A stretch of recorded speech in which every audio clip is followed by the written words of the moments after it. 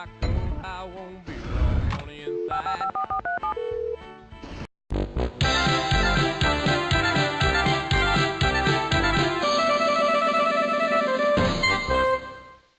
Hi there! Community's the name and culture's my game.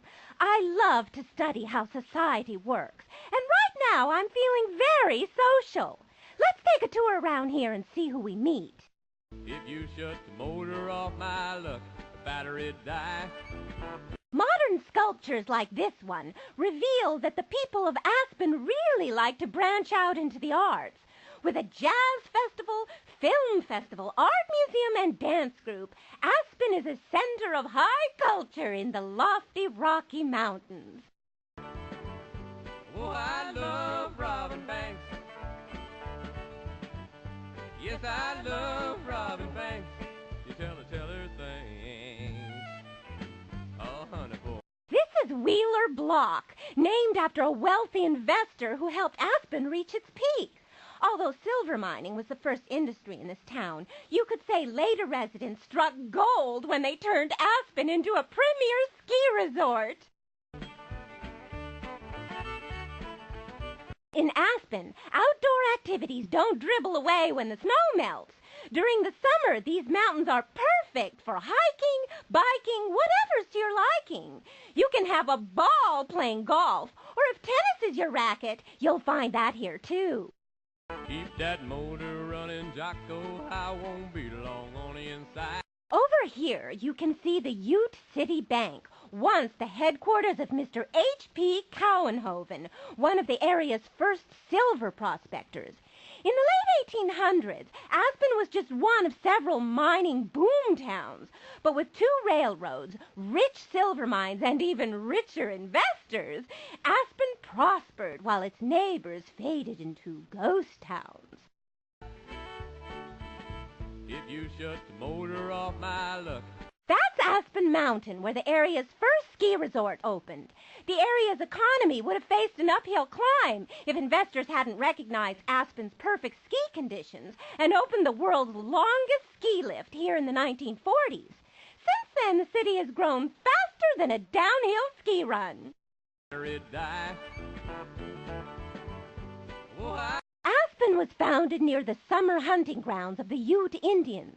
In fact, people originally called the town Ute City, but it was Uteless. The name didn't stick. More people rooted for a connection to the beautiful local trees, and Aspen became the official city name. So long. Let's talk again soon. love robbing banks. Yes, I love robbing banks. You tell her things.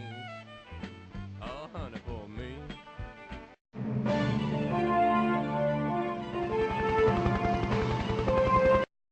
Well, he was as fine a sailor as ever splice.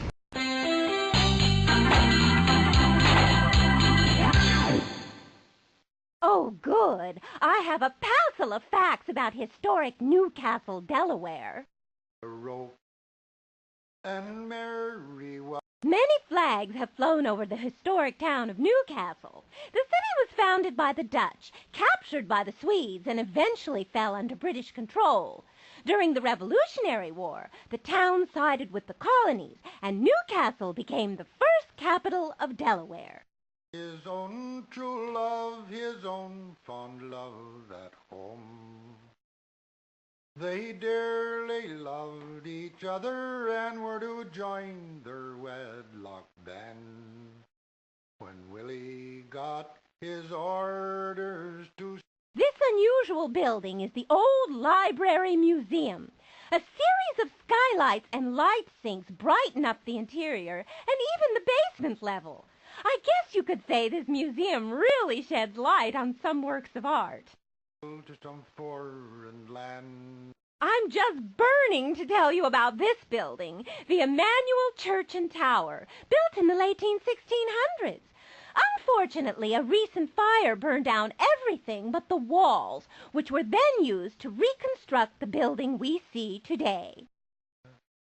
Willie was as fine a sailor. This Dutch treat is the Dutch House Museum. It was built in 1707 and represents a fine example of Dutch colonial style. The building has been well preserved, hardly changing a bit in nearly 300 years. Talk about being set in your ways. Has ever spliced a rope. Over here you can see the old arsenal, which was built in 1809. The arsenal served as an ammunition storehouse during the War of 1812, but now it's a restaurant. A history ranging from gunpowder to gourmet cuisine. Now there's food for thought. So long. Let's talk again soon. He was his own true love, his own fond love at home.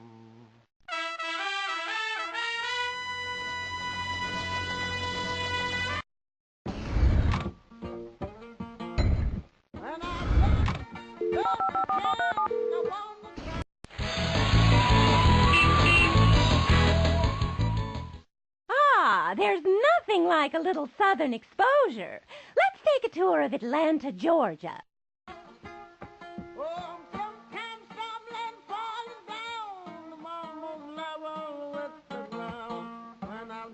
During the Civil War, General William Tecumseh Sherman marched through Georgia.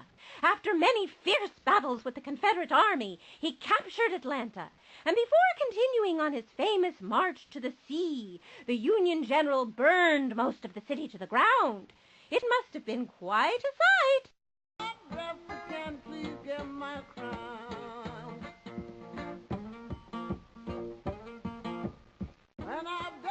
Atlanta grew around the railroads and used to be called Terminus because it sits at the center of several railways. The city was heavily damaged during the Civil War, but that wasn't the end of the line. Atlanta eventually regrew and became a symbol of the reunion between North and South.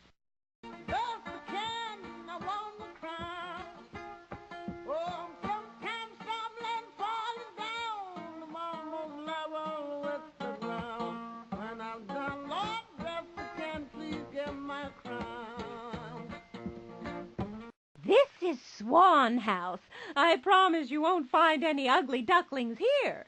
It was built by Edward Inman, heir to a pre-Civil War cotton fortune, who also cottoned to beautiful buildings. Inside Swan House, you can see the original furnishings. Although built in 1928, the mansion is a perfect example of antebellum architecture and interior decoration. So long. Let's talk again soon. When I've done just the can, I want to cry.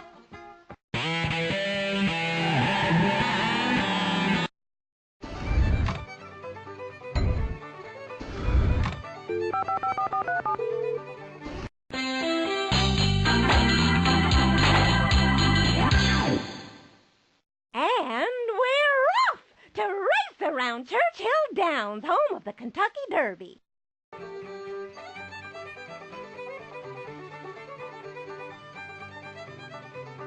Kentucky is nicknamed the Bluegrass State after the grass that grows abundantly here.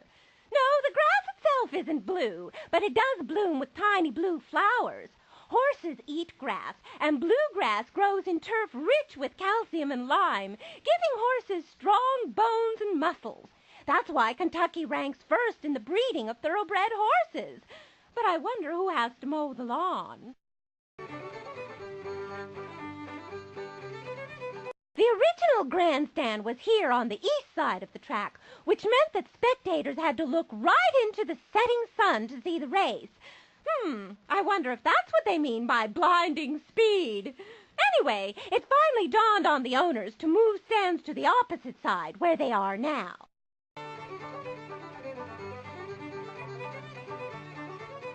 You're looking at Churchill Downs, home of the world-famous Kentucky Derby. Churchill Downs was founded in 1875, and the Derby has been run here every year since. This place is so much fun, wild horses couldn't drag me away.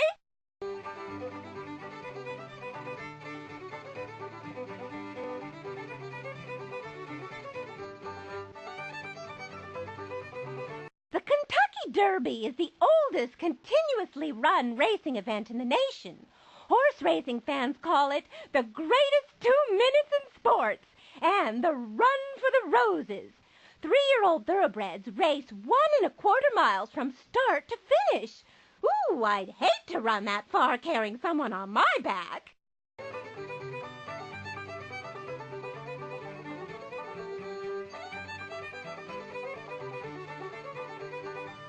Let me make a couple of points about the twin spires. These classic spires were built in 1895 and became the instant symbol of the Derby. The two steeples rise 120 feet into the blue Kentucky sky. That's about 12 stories high. It's quite an inspiring sight. So long. Let's talk again soon.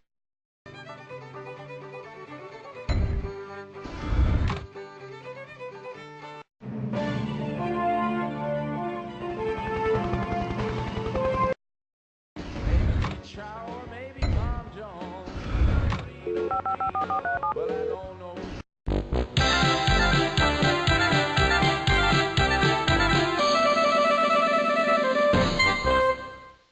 I'll bet I can tell you all about Las Vegas. Centuries ago, Spanish explorers blazed the old Spanish Trail under a blazing desert sun and camped in a cooler area they called Las Vegas, or the Meadows. Later, Las Vegas became a railroad town. When gambling became legal, the sound of the slot machines replaced the screech of the train whistle. Today, Las Vegas is one of the fastest-growing cities in the nation. Did I make reservations? Well, Las Vegas has always been a hot spot. Literally. It's built in the hottest, driest part of the nation. If it weren't for nearby Hoover Dam, which provides both water and hydroelectric power, the city would dry up faster than a gambler's bank account. oh, Reno, but I don't want to call, I just want to go. Neon signs make Vegas look modern, but people have lived in the area for 20,000 years. People called basket makers wove their way through the area long ago, and Paiute Indians have called Nevada home for ages. Of course, so has entertainer Wayne Newton. That's right. Reno, honey. Reno. Me and her gonna laugh and laugh. Me and her gonna have big fun. Just like... This is the famous Las Vegas Strip, one of the bright spots in Nevada. Neon signs and electronic billboards point the way to gambling casinos and extravagant hotels that look like Roman forums, Egyptian pyramids, and even a mini replica of New York City. All out here in the middle of the desert. So long. Let's talk again soon. School vacation down the street we'll run. Maybe Chow or maybe Tom.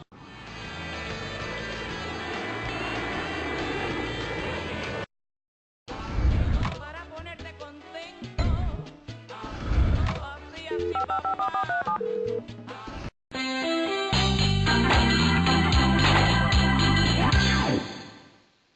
I hope you've got your passport handy, because we're going on a tour of Ellis Island and New York City. ¿Quieres, papacito lindo? Que te baile un cha-cha-cha. Take a look at Ellis Island, the gateway to America. During the early part of this century, up to 5,000 people a day passed through Ellis Island. Today, the island is a museum honoring the thousands of immigrants who helped shape the United States into the marvelous mixture of cultures we find today.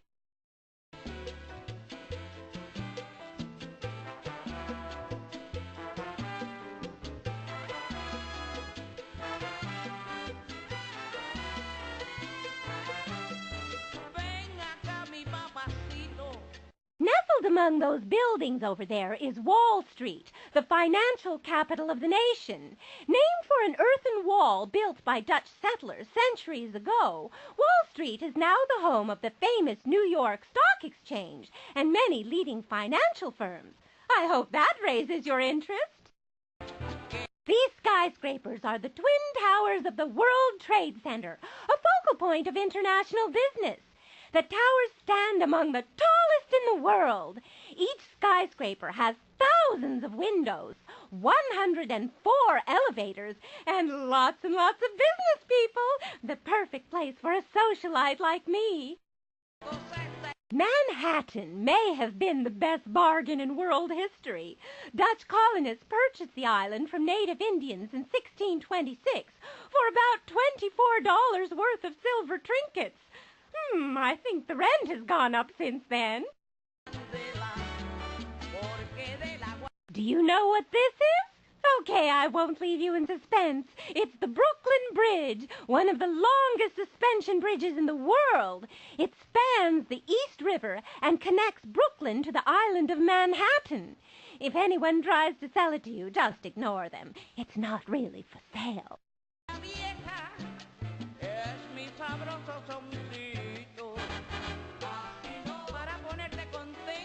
This magnificent copper monument is the Statue of Liberty. Completed in 1886, the 151-foot-tall statue was the first object sighted by many immigrants sailing in from Europe.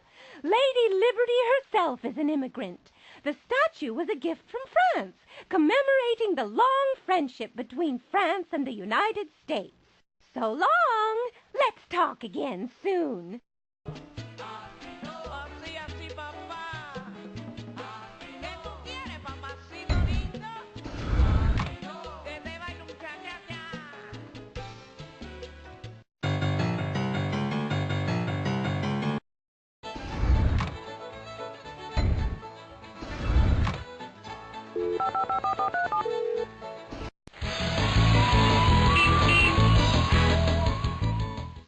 Let's go undercover.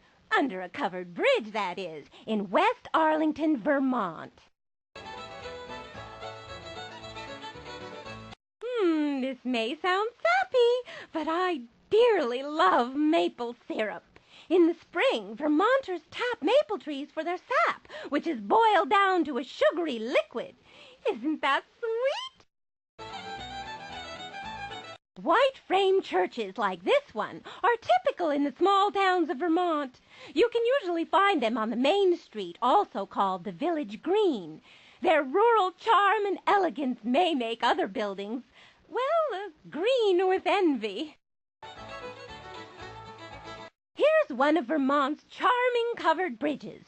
Vermont's economy was a bit slow in the early 1900s, so the state took its time replacing the old wooden covered bridges with newer metal models.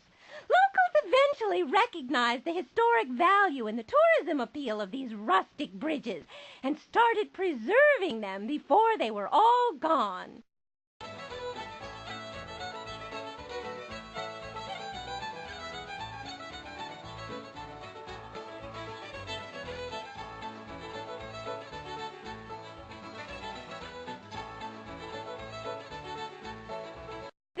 Building is the Inn at the Covered Bridge. It was built as a tavern in 1792, and its front yard was used as a practice field by Revolutionary War hero Ethan Allen.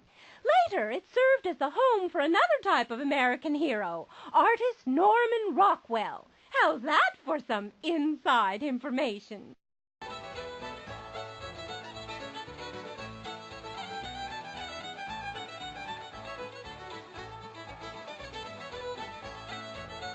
Dairy farms like this one are important to Vermont. The state produces millions of gallons of milk every year. That fills a lot of cereal bowls. It also makes for a lot of ice cream. Just ask a certain Vermont ice cream company famous for its wacky flavors. So long. Let's talk again soon.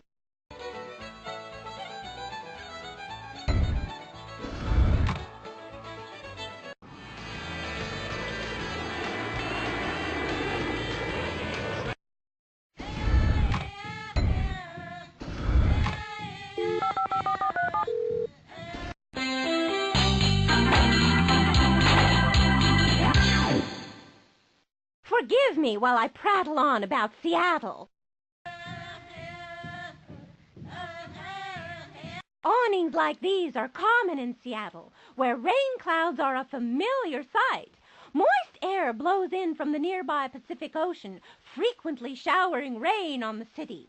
The rainy season can sometimes last for 10 months out of the year. Now, where did I put my umbrella?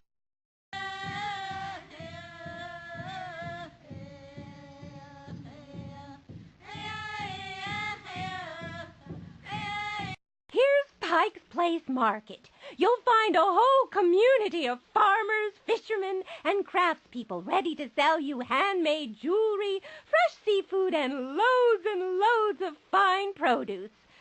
I hope you like broccoli.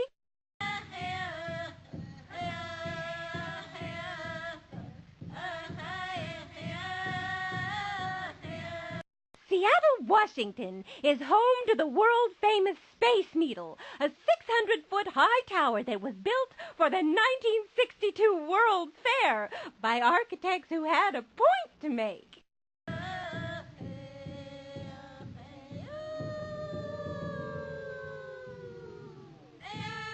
If alternative music strikes a chord with you, you'll love Seattle, the home of the grunge movement and the starting point for many popular rock music groups. I just wish they'd learn to dress a little better. So long. Let's talk again soon.